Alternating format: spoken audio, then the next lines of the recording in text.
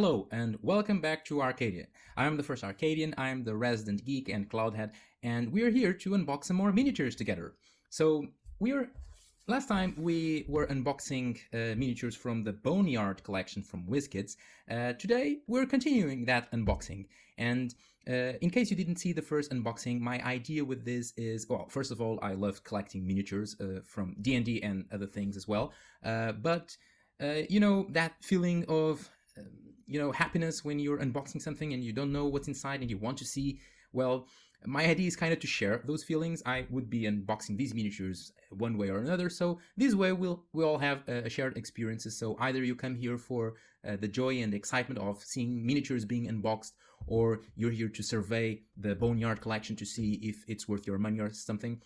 I hope that either way you like this, and we have a good time together. So let's get to the unboxing part.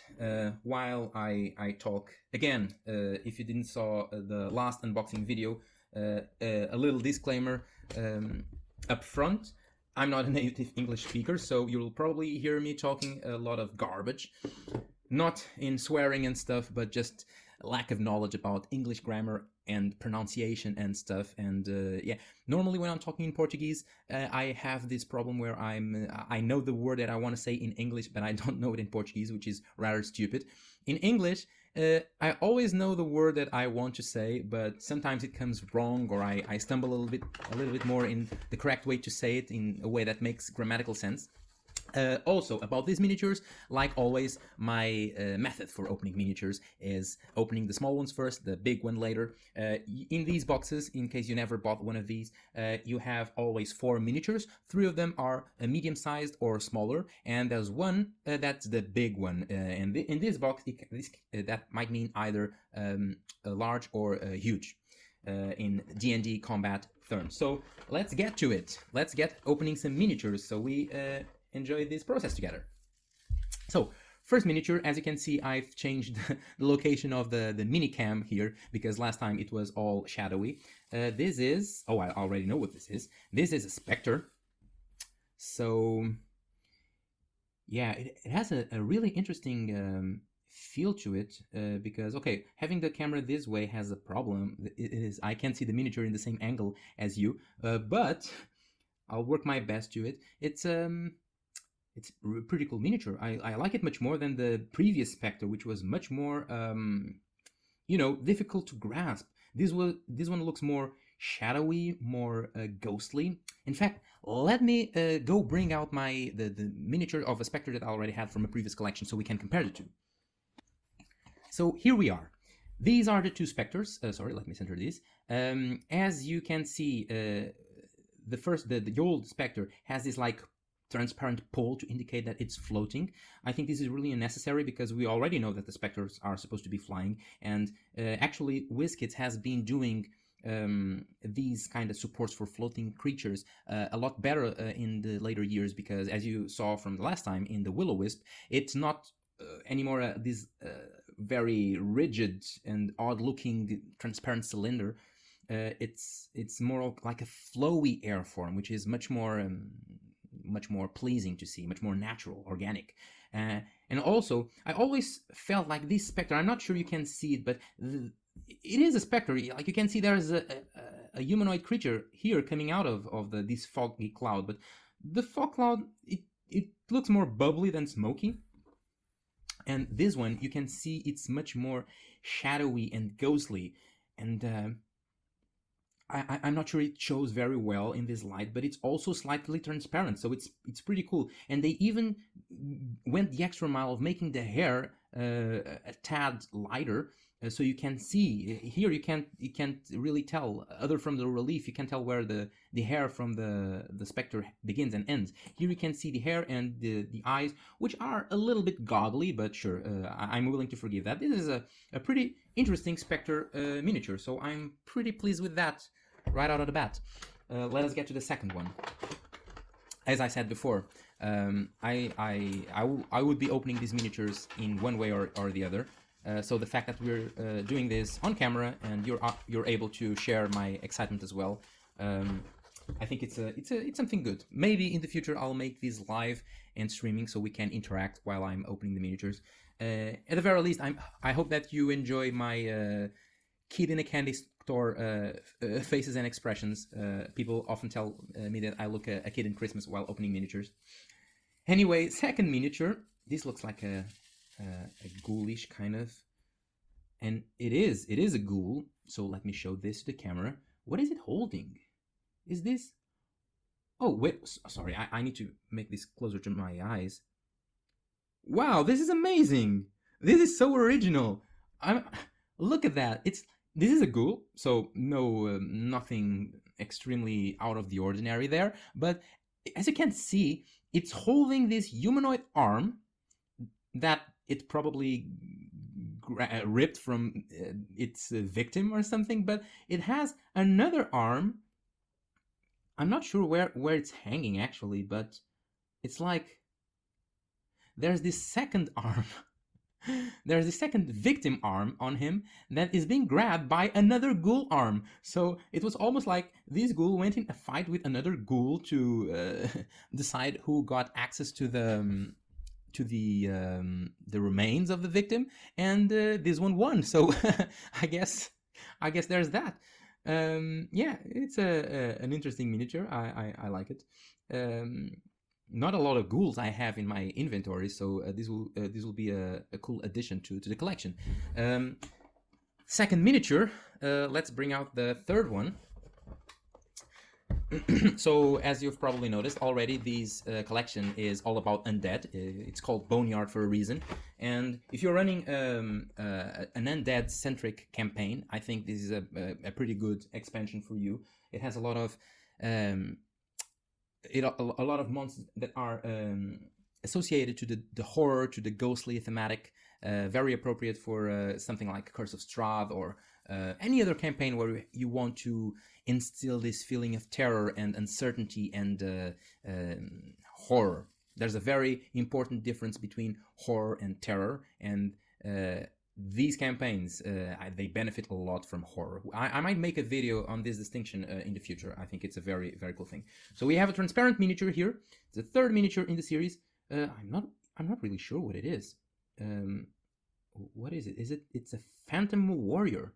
I'll be honest, I don't even know what this is. A Phantom Warrior.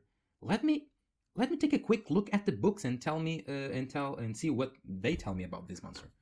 So, according to Kobold Fight Club, this is a monster from the Curse of Strahd campaign, which explains why I didn't know anything about it, because I played through a little bit of Curse of Strahd, but I never read the whole book because I didn't want to spoil the campaign for myself. So, this is a monster that appears in that campaign. It's CR3, I believe. Actually, let me check, because I had CR3 according to Kobold Fight Club. And yeah, it has a pretty cool look. I think it's also a very versatile miniature because, yeah, it is a Phantom Warrior, but if you can use it as something else entirely different, because yeah, your players will never know unless they flip the miniature around and see the name right here. But yeah, very cool sculpt actually. I'm kind of sad. I'm not the biggest fan of transparent miniatures because I like to see the paintwork. Even in ghostly creatures, sometimes I like to see more of a paint job to convey that ghostliness than just being outright ethereal. At least it could use from a wash or something. But yeah, other than that, pretty cool miniature. Sword and Shield. I wonder what this monster does. I'm really curious. I think I might actually go grab and see from Curse of Strahd what that could do. And finally, the big one. Let's get what everyone else has been waiting for. The large miniature that comes with every box of these Wizkids collections. I feel a huge base. I think this is a huge creature. I'm trying to yank it out of the plastic. I'm going to show it to you before I see it. So, oh damn! This is a funky looking pose. Oh, this is pretty cool. I wonder how is it still hanging. Look at the pose of this. And it doesn't really make it justice to see it on camera. It's not the biggest miniature ever, but it has a huge base, and yeah, this is pretty cool. I mean, this is a hill giant skeleton. So it's a very cool thing that I already seen. I had already seen with these Boneyard collection, which is they are using skeletons, but skeletons of different races, and I love that. I think that's something that they should have been doing for a long time already, because if you have dwarves, halflings, and humanoids in the same world, or humans and elves, it's obvious that skeletons should appear in different shapes and sizes. So to have not only dwarven skeletons like I already saw in Goliath skeletons, but all actually giant skeletons, which are actually part of the game. If you've played through Rime of Frost Maiden from Icewind Dale, yeah, that was there was a pretty nasty skeleton there that killed my whole party except me. But yeah, regardless, this is a pretty cool miniature. I don't like, I have to say, I don't like very much the way that they make the skeleton coloration in Wizkids, because it's always this very bony color. You can see here, and that part is cool, but then all they do is just spray a black wash on top of that and let it sink. I would like to see some more nuances, but yet again, this is a pre-painted miniature set. You're not supposed to expect very much. It is not professionally painted. Still pretty good bang for your buck. So I'd say, yeah, it's nothing that will detriment from the overall experience of getting these miniatures. But yeah, it's in a pretty cool shape, in a pretty cool pose. I'll give it that. I also like the fact that its rib cage. If you can see here from, because they now make these bases transparent, you can see that it's empty, which is pretty cool. I had some other skeleton miniatures where, to represent that the inside of the ribcage was empty, they just painted it black, which is really goofy. But yeah, so we got a giant skeleton, and then a Spectre, a Ghoul, and a Phantom Warrior. This is a very low CR box, which is good, because I think that you use a lot of these monsters as you go in the first levels of your campaign, and you can always use them in higher levels if you have them in greater numbers. So I always like to have these little ones, even for flavor. I mean, if you are a level 15 party and you're exploring an ancient library, and this Spectre, this guy comes out just flying towards you, and yeah, it's always flavorful, and it can even be an NPC. It can be the warden of that library. It's actually pretty cool. I can actually fashion a little bit of an encounter using these four, or a mini dungeon. You could have like the first rooms of the dungeon dominated by ghouls who were the previous adventurers who went in there to try to uncover the secrets or the treasure that was hidden within, but they found a nest of ghouls and they were transformed by those same ghouls. And then you could have the inner part, the inner sanctum of the dungeon that was guarded by the Phantom Warrior and the Spectre. The Spectre could be an NPC that would warn.